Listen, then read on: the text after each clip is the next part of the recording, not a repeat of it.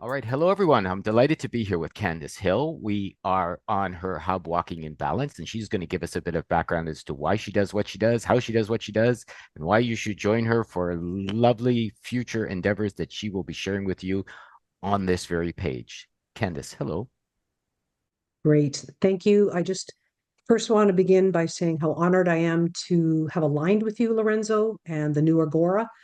I think it's time. So I'm really thrilled because, I think I shared with you the past year, I've been like, I need someone to help promote me. And I think you're just the man, what I consider a brother. So I'm really honored to be here. And if you'd like I say, we all have our stories and our journey, and I just love to share with your audience what's brought us together and a little bit about who I am and where I guess we're all going on this journey, right? That we're all walking together.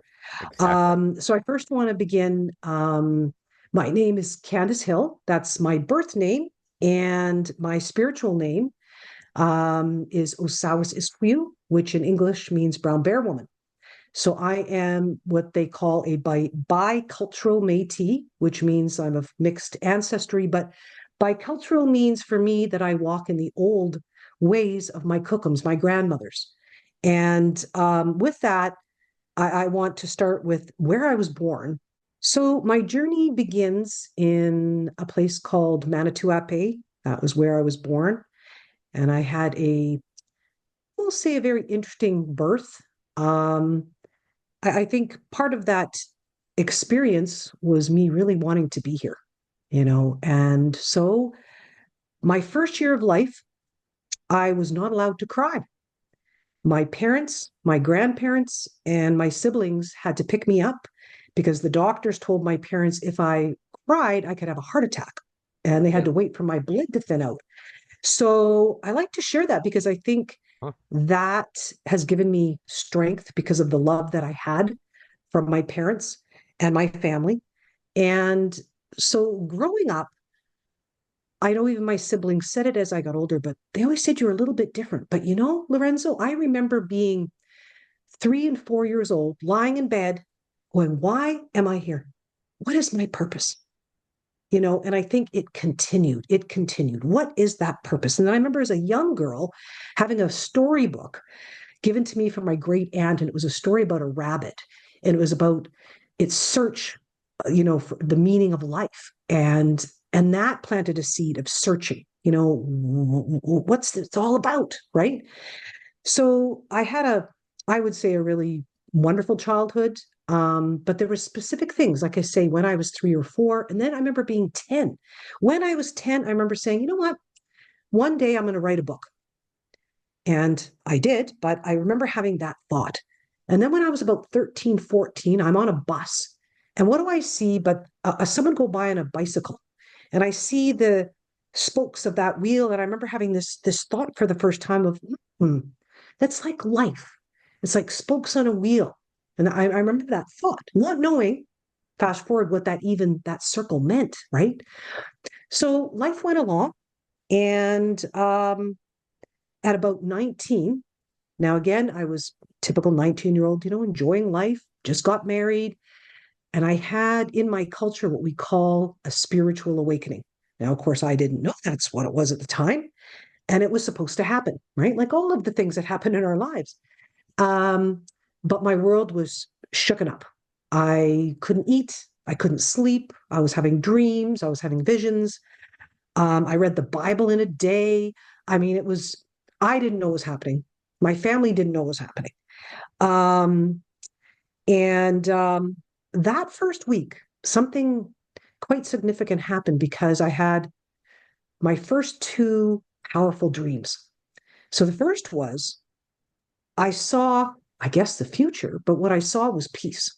I saw where there was no more wars and people were getting along and there was many animals. And it was so powerful and so beautiful. I remember waking up, going to see my nieces and nephews. Actually had them in a little circle, and they were much younger than me. And I remember telling them about this dream, right? And it was just like so real. Then a few days later, I had another dream. This one was interesting because in the dream, I was in Germany. I don't know how I knew, but I was in Germany. I was in a discotheque dancing. I left the discotheque. I'm standing outside, and wouldn't you know, a bomb goes off. Okay. I wake up. I'm like, wow, what has just happened? So I didn't think too much of it. A week later, on the news, I'm watching the news, and all of a sudden they talk about in Germany, this bomb had gone off. And I was like scratching my head going, what's happening? Now, what's interesting about that particular dream is over the next 30 years, I met three people who were from Germany. And the last one was a German filmmaker, and she was actually in that discotheque and had left before this bomb went off. Hmm. So, it kind of makes you go, we look at this world and we think, I use the word supernatural, but, we look at some people use the word time travel. I'm not sure, but I look back at those two dreams, and the first one really did set the path of my journey because it was like, I don't know how we can have peace, but I'm going to search. So, fast forward a few years later, I lost my mom, but that was a significant time in my life. I was about 23. She passed away. 1 year later, I moved from Manitoba to British Columbia. And my eldest brother kept on saying for about 2 years, you need to move to BC. Now, I need to let your audience know that yes, I am a bicultural Métis, but growing up, I knew nothing about the culture. But I will say this, when I mentioned about my siblings always saying I was a little bit different, is I never felt alone. At the age of 3, I was allowed to be in the bush, in the forest by myself, and that was my happy place. And I remember talking to the trees, and I'd be in my room, and my siblings would say to my mom and dad, who's in there with her? And my mom would say, nobody. But the beautiful thing is I'm so grateful that my siblings and parents never teased me or never said, what's wrong with you, all this kind of stuff. And so again, at that time, and I loved to spend time alone, whether it was in the forest or in my room, because I never felt alone, right? So after this experience at 19, which I ended up getting hospitalized, and that's a story in itself. But 2 weeks later, came out, everything went back to normal. But it wasn't normal for me because I had to figure out what the heck happened, right? I had no elders. I didn't even know what an elder was. And my family did the best they could because they didn't know, no answers. So life went back to normal. 1 year later, I decided I really wanted a baby, been married a year, conceived my daughter, and it all started to happen again. But this time, it was even stronger. I mean, I could tell who was coming over. I could read people's minds. I mean, it was, and again, a whole week of not eating, sleeping, um, and other different things happened.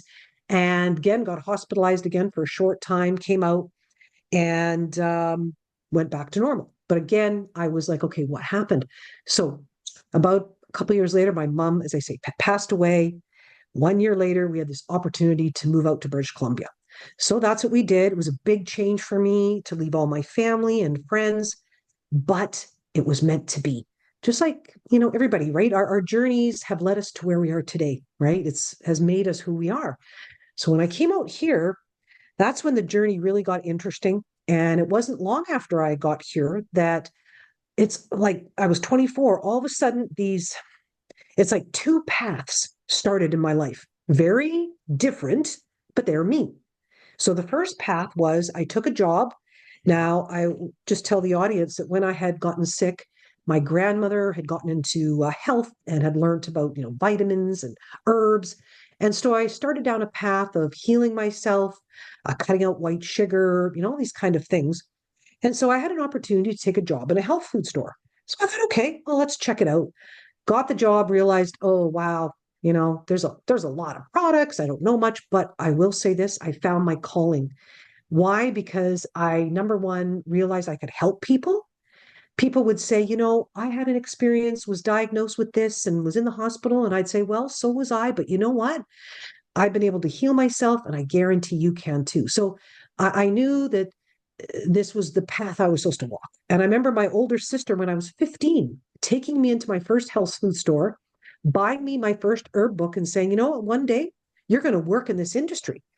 How did she know that? And I will say, this sister of mine, she was 12 when I was born, and she was my first spiritual teacher. Okay. So that happened. So I'm really happy working in the health store. And then one day my boss took me aside and she said, Candace, we have these specific supplements that we can't tell people about. I said, well, what are they? And she said, stevia, Padarco, and salmon oil. And I was like, oh, well, they're not, don't seem, unsafe to me. Shortly thereafter, we ended up getting raided by Health Canada. We were treated like drug dealers. I wasn't on shift at the time, but the staff told me, and the owner was given a $2,000 fine. And that's when I was like, what is going on? And this is what I like to tell people. When we look at activism, what makes someone an activist? Well, it takes the experience of an injustice, and you have two choices. One most take is, oh, well, there's nothing I can do, walk away. For me, it was like, wait a minute. Salmon oil is a fish oil. Padarco is an herb for cancer. Who is Health Canada? So I started doing research and I decided, you know what? I'm going to start doing talks at libraries. And so that's where the one journey started in the field of health and learning, going to school, but becoming an activist, okay, and educating people. Hey, you need to know about Health Canada. Better yet, you need to learn who the WHO is, because in that I learned who they were and Codex. So that was the one side. Well, then the second side of my life was starting to learn about my culture. Now, like many of us, I went down many paths. I followed Taoism for a year, different things, Christianity. And then I started to learn about the First Nation culture. And I was like, there was a lot that resonated with me. I think one of the first things that really drew me was the respect of the woman. Because in the indigenous First Nation culture, the men and women are equal, and there is that deep respect. And so, wouldn't you know, I use the word the universe creator started putting elders, First Nations elders, into my life. I started to meet First Nations people who were like me, who were having dreams and working with medicines. And then I made my first drum. And it was when I made my first drum that I told the elder about what had happened to me when I was 19 and 20, because I was still trying to figure it out. And he said, oh, well, that was a spiritual awakening. And for me, that was the first piece of the puzzle. Okay, there's something here. And then a couple of years later, I was asked by a friend. She said, I got a message from the cedar trees. Would you like to go and get your spiritual name? And I'm like, spiritual name? I didn't know in my culture we had spiritual names. But I was like, yeah, this sounds great. So I had to go get 4 meters of cloth and a gift and tobacco. And we go to see this Cree medicine woman. And I had to put a request in for my name. She does a ceremony. So about a month later, she called me to go receive my spiritual name. And she said, it is Osawasiskuyu, which is brown bear woman. And she said, what I would suggest is start learning about the bear. And I think that will help you. She also said your power direction is the east, and the east is the where the sun comes up and the eagle is. But she also said to me, you're a hunter. And I'll mention this, Lorenzo, I didn't realize what the hunter meant really until the last couple of years. But so I received that name and I started to learn as much as I could about the bear. And that was a huge opening for me because the bear is solitary. The bear works with the medicines. The bear is the healer, the doctor. And I was like, okay, this is helping me to understand me. So that was a really significant part of my life. And so after that, it was like, okay, I need to learn more, So I started to attend circles. I started to attend sweat lodges, meet sun dancers, pipe carriers. And then this is an interesting piece. As I was given a book one day, this elder gives me this book, put it on my shelf, didn't really think much of it, except the name. It said Peacemaker. I'm like, oh, okay. Well, I ended up attending a ceremony called a ghost dance. It's where you dance at night. And I met somebody there, and he started talking to me about the Great Law of Peace. And after that ceremony, I came home and looked at that book and went, huh, what is this? What is this? And that's when I learned, which would have been about 2010, about the Great Law of Peace. So there was a piece of peace, my vision of a piece, but a piece of the puzzle for me, right? I'm going to back up. Also, then I started to learn about white buffalo calf woman. White buffalo calf woman came to Turtle Island. I want to let your audience know, to my people, North and South America is Turtle Island, grandmother turtle. So I learned about her, and she had brought us ceremonies such as the Sundance, the Sweat Lodge, but she also brought to the people of Turtle Island the very first pipe, and it was a peace pipe. And when she left the people, she said, I will be back.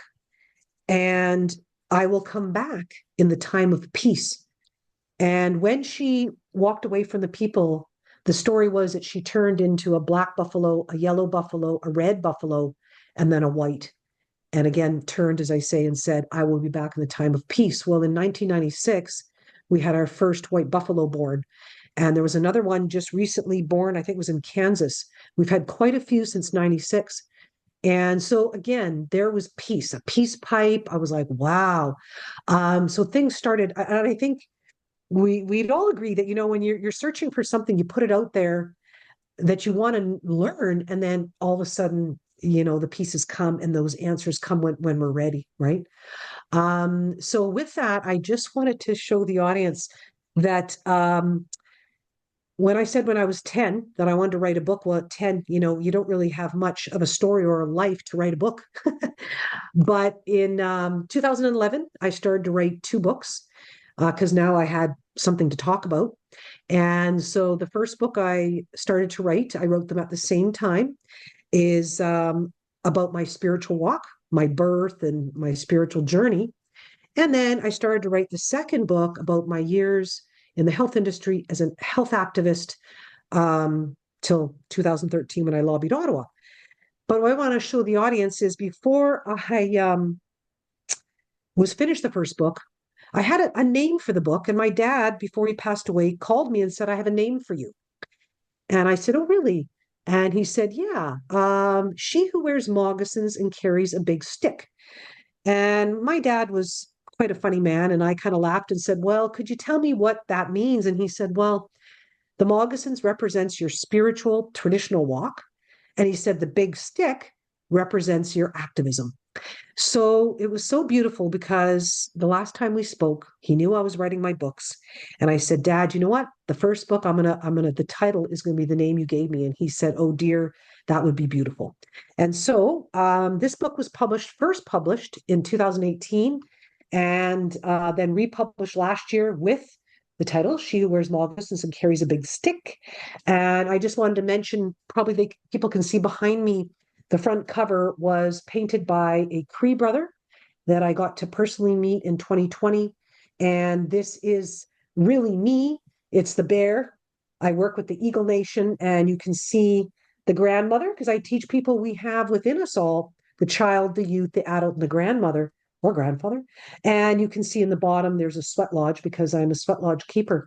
So this book is not done yet. I'm now finally working on finishing it, and this is the big stick. I'm not sure exactly what the final title is. The one I have right now is called Exposing the Pharma Cartel and Its Hold on Government, Media, Education, and Health, but I haven't decided. So I'm hoping within the next, hopefully 6 months to get that second one done because there's a lot of information in there. I guess I'd also like to mention that I'm a mother. And when I started doing my activism when I was 24, and I always tell people the same story, it's not about me, it's about my children, all the children, and that hasn't changed, right? Whenever I speak, I'm thinking of those future generations, the 7 generations, right? And I'm also a cook now, a grandmother, and I am, it took many years to realize I was a healer. I got my name, okay, I'm a bear, but my gifts really didn't start kicking in till I got closer to 30. And I realize now that when I went through my spiritual awakening, all my gifts had come at once. And it was probably 20 years after that I got the final piece of understanding that if I had been born in a different era, say 100 years ago, and was born with other traditional medicine people, what had happened to me, they would have said, oh, wow, we have a healer being born. We have someone who can communicate with the spirits, someone who has one foot in the spirit world. It would have been handled and dealt with very differently. But in the time I was born and dealing with Western medicine and my family, not kind of know what was happening, that didn't happen. But I will say this, the first night I was in the hospital, my second oldest brother spent the night with me, and he said in the middle of the night, I woke up and he said, you were speaking in a full native language. And he said, and I didn't want to stop you. He said, because kind of freaking him out. And then my older sister used to come every day to the hospital and she'd say, "Don't listen to those doctors. There's nothing wrong with you." And I'm so grateful. And if it wasn't for my siblings, those doctors were pushing to do shock treatment on me. And it was my siblings that stopped them from doing that. And I never knew this till years later because a lot of things that we as a family experienced through that shifted them, and they didn't tell me stories till years later, like even my own father. The second time, supposedly I actually lifted my father and threw him across the room because I wanted to leave. So the energy I had, and when they hospitalized me, actually the first time, because I hadn't slept, they wanted to give me a shot of some sort. And of course, I don't remember this, but they had like 4 or 5 adults trying to hold me down. And I actually bent. There was a 2 mattresses with a metal bed. I actually bent metal. And when I awoke, they had locked me in a padded room. I remember going to the window and saying, "Hello, let me out." And they covered it with black cardboard. And I was, for the first time in my life felt helpless. It was like, just a minute here. I've come to you to get help, and yet I'm being treated like a prisoner. I mean, it was quite bad, right? But I always used that experience of the lowest in my life that I had to bring myself out of, right?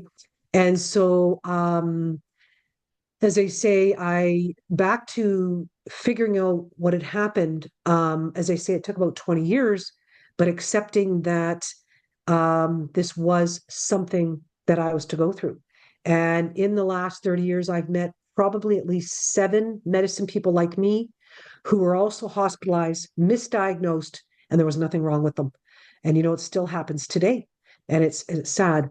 But so again, it took 20 years. Actually, my first fast that I did when I was about 31, that first fast was 11 years after the fact. And the reason I fasted was twofold.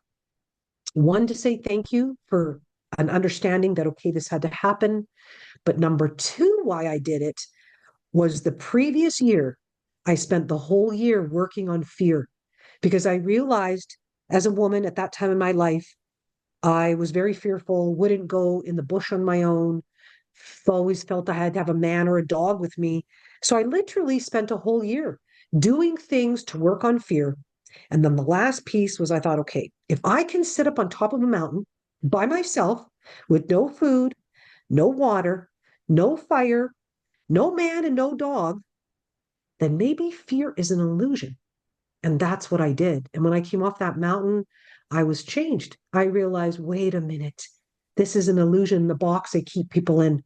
So that was a huge, and again, also to have the opportunity to thank the creator, thank Great Spirit that, okay, this was meant to happen to me, even though it was hard. But because of that, I've been able to help people, because as a healer, I help people with many health issues, cancers, things like that. And then, as I say, it took another 10 years. And the article I want to mention that I'd read was written by, I never got to meet him, but he was an African medicine person by the name of Dr. Maladomo Somé. And he wrote a book called The Shaman and Mental Illness. Because in fact, I actually am a shamaness. That's a female medicine person. I don't often use that. Well, I don't use any titles for myself. I say I'm Candace, Osawa Siskuyu, at the end of the day. But if you look up the description of a shaman or shamaness, that is someone who can communicate with the spirits. Again, we have different gifts, but I'm also what they call clairaudient. So what that means is I have the ability to communicate with plants, animals, elementals. Um, and so so it was that article that I realized, okay, this was meant to happen. So it usually happens to people, if you are a medicine person, around 17 to 25. And I guess that's when we come in and, you're starting to do your work, right? And so today, I say to people, I know my purpose. I know why I'm here, and that's to serve the people. So I go wherever the creator, great spirit wants me to go, where the people need me, right? And so that's a little bit of a synapses. And I will say this, I've gleaned a lot of stories. I am a storyteller. I have a photographic memory, and I carry a lot of stories dear to my heart, but from many First Nations people. whether it's residential school stories. And then, of course, in my health. So the stories are there. And I think, as you and I shared, Lorenzo, there was a reason we came together at this time. And I always say knowledge is not to keep, it's Mm. to give away, it's to share. And in our culture, they call it the giveaway. When you give, you receive. And so I've been waiting patiently. I have done different interviews over the years, but at this time, I've really been like, okay, I just need to be patient and wait. Like the turtle. The turtle teaches us patience. Um, and I can start to share who I am and share my stories with the people to help all of us to get, how would I say, together to get through, to support each other at this time in history. Because this is a cycle, this is a prophecy we're living. We have to go through this as human beings. But I just want to say that we're not alone. And there's many other people like myself and you, Lorenzo. We all have our medicines that are here to help guide us, carry us, hold us in these spaces to get through this time, and the fact that we have made it even through the last 4 years, because I tell people this is the biggest test, at least that we humans in this, time and space have experienced in the last 4 years, and we've made it because many haven't, but we are here, and that's the beautiful thing. And I'll leave you with one more story. Just before COVID started, or I call it the virus, an Anishinaabe elder told my friend, she said, many people in the near future are going to go home, but she said they're going to help us from the other side. And the ones that are left are the strong ones that will rebuild and help. And I'm going, wow, that's where we're at. So as I say, this is a beginning. As I say, have lots to talk about, lots to share. And yeah, I really look forward to working with the new Agora and speaking to my sisters and brothers around the world, because we are all sisters and brothers on this journey. So with that, I will say thank you. And in my language is hi hi. Well, Candace, maybe you can tell everyone, how they can work with you and what you can offer them Okay, moving forward as well. sure. Um, I've always had a presence out there, whether it was with my websites over the years. I've built numerous websites, but a year ago I pulled everything down. I got off Facebook. I took a almost a year reprieve, and I've been told, it's time to come back. So at this point in time, the way to reach me is through the hub, obviously here on the Agora page that my dear brother Lorenzo has graciously built for me and his wife. My hands up to you. But at this point is just the hub and my email, which is Candace Brown Bear Hill. So it's my first and last name and my English spiritual name in the middle. And I've always, since 2002, I've done a lot of public speaking. I have a business, which is what my hub is called, Walking in Balance. And that's a lot of what I teach. But today, it's like anything. What I was teaching, 25 years ago is a little bit different than what I'm teaching now. So now I've created a new workshop that is geared toward women, and it's called an uplifting sacred wellness women, to empower us in these times, but looking at the medicine wheel, so emotionally, mentally, physically, spiritually, because I like to remind the women, wherever you are on the planet, we are the backbone, we are the strength of our men, of our families, and of our communities. And so we have to be strong to help our men stay strong and be the protectors as the men are, right? um, and then I also do one-on-ones, whether it's spiritual counseling, health.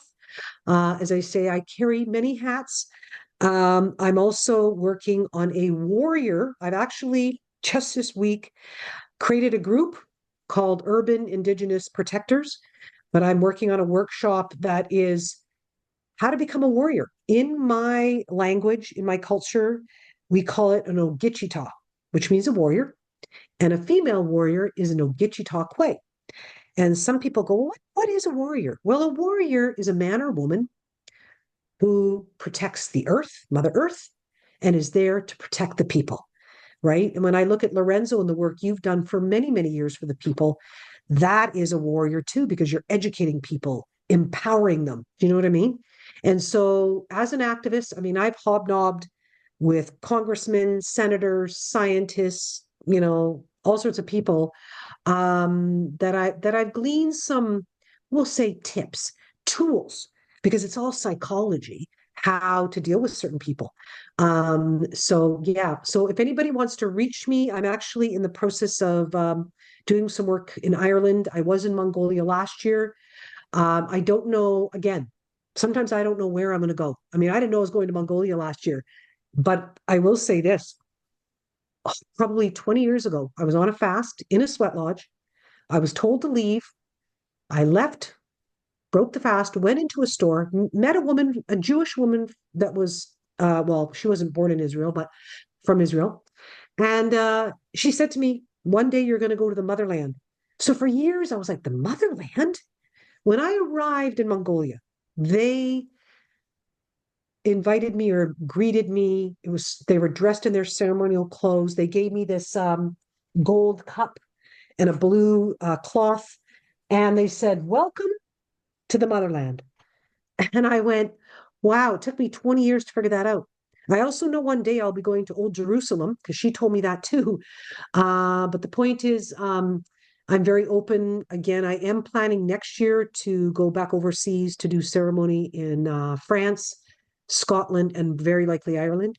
And I have always known I'll be traveling more places. So if somebody, hears this, they're interested in speaking to me, that I'm very open because, like I say, I'm here to serve and help the people in any way that I can.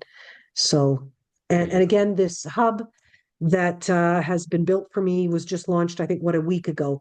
So it's just new. Yeah. And as I say, I've been kind of hidden. I've been the bear for the past actually couple of years. But I've come back out and it's all good till I have to go back in and hibernate again for a bit, usually in the winter. Mm. Yeah. All right, everyone. So if you have any questions or suggestions or requests for Candace, you can directly reach out to her through her email, which will be below. If you wish to support her, purchase her book as well, there will be a link on the hub also below.